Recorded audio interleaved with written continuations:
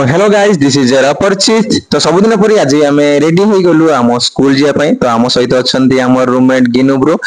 तो गिनु सार भी रेडी हो गले। तो गिनु सार जल्दी जल्दी अच्छे चली चली जाती बोले से जल्दी रेडी हो गले जो कि से शू पिंधिले।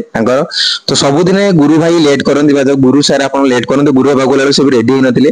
तो तीन जन जाक सब रेडी हो गलु। रेडी हो गला पर तीन जन बाहर निज निज स्कूल को। तो आम गुरु भाई मोर गोटे स्कूल को जाऊँ आउ आम रही गिनु भाई से अलग स्कूल जाऊँ।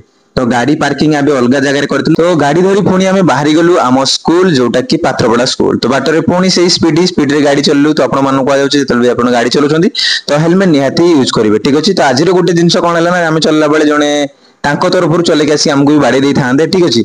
तो एमिति भी हुए तो समस्त ध्यान पूर्वक गाड़ी चलेबे। तो पुणी आमे पहुंची गलु आम स्कूल जोटा कि भगवानपुर पात्रपड़ा स्कूल जोटा कि 1969 रे तैयारी हेतिला।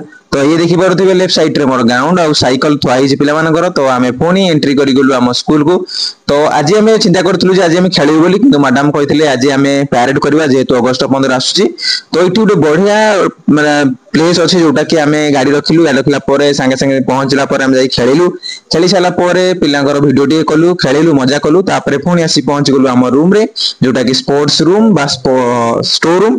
तो आज मैं तीन देखा वीडियो रे।